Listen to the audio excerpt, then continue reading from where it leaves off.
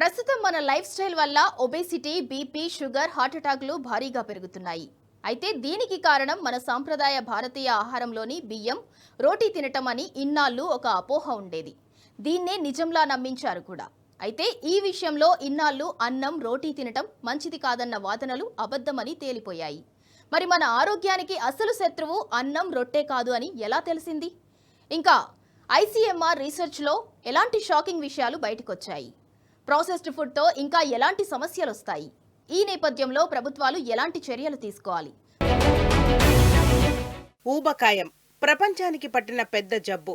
పెద్దవారినే కాదు, చిన్నపిల్లలను చుట్టేస్తోంది. దాంతో ఎన్నెన్ని సమస్యలు, గుండె జబ్బులు వచ్చే ముప్పు ఎక్కువ. ఆయాసం, మధుమేహం ఒకటేంటి, అది వస్తూనే సకల జబ్బులను వెంటబెట్టుకొస్తుంది.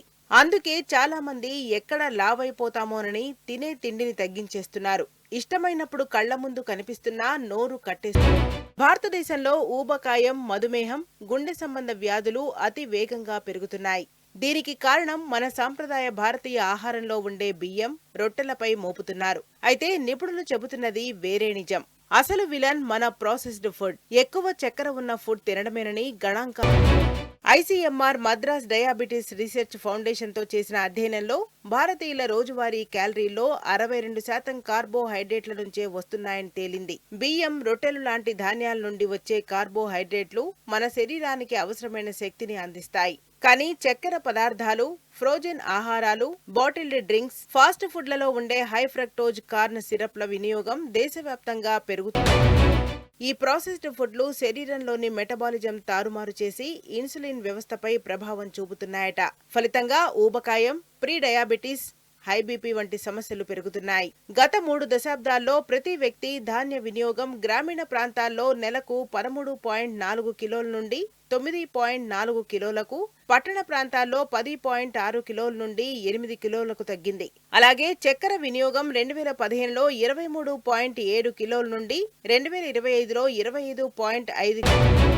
మన ఆరోగ్యానికి అసలు శత్రువు బియ్యం లేదా రొట్టె కాదు. నిజమైన విలన్ మనం తీసుకుంటున్న ప్రాసెస్డ్ ఫుడ్. ఆరోగ్యకరమైన ఆహారం అంటే ధాన్యాలను తగ్గించడం కాదు, చక్కెరలతో కూడిన ప్రాసెస్డ్ ఆహార పదార్థాలను తగ్గించడం. అలాగే పప్పులు, పాల పదార్థాలు, చేపలు, కోడి మాంసం లాంటి ప్రోటీన్ ఫుడ్ ఆహారంలో చేర్చడం వల్ల మధుమేహం, గుండె వ్యాధుల ముప్పును తగ్గించవచ్చు. దాదాపు 25% మంది భారతీయులు అధిక బరువుతో బాధపడుతున్నారని ఐసీఎంఆర్ అధ్యయనం తెలిపింది. భారతీయులకు ఆహారపు అలవాట్లే దీనికి కారణమని స్పష్టం చేసింది. పప్పులు, పాలు, కూరగాయలు, పళ్లు తీసుకున్న వారు పెద్దగా ఊబకాయంతో బాధపడడం లేదని అధ్యయనం వెల్లడించింది.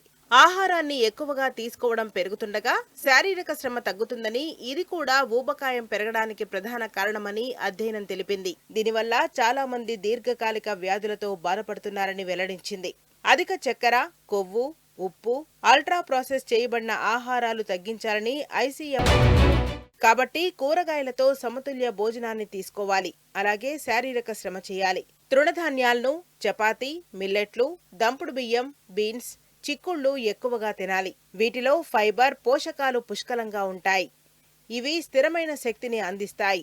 మన ప్లేట్లో చక్కెరలు, ప్రాసెస్డ్ ఆహారం తగ్గించి ప్రకృతి సిద్ధ ఆహారానికి ప్రాధాన్యత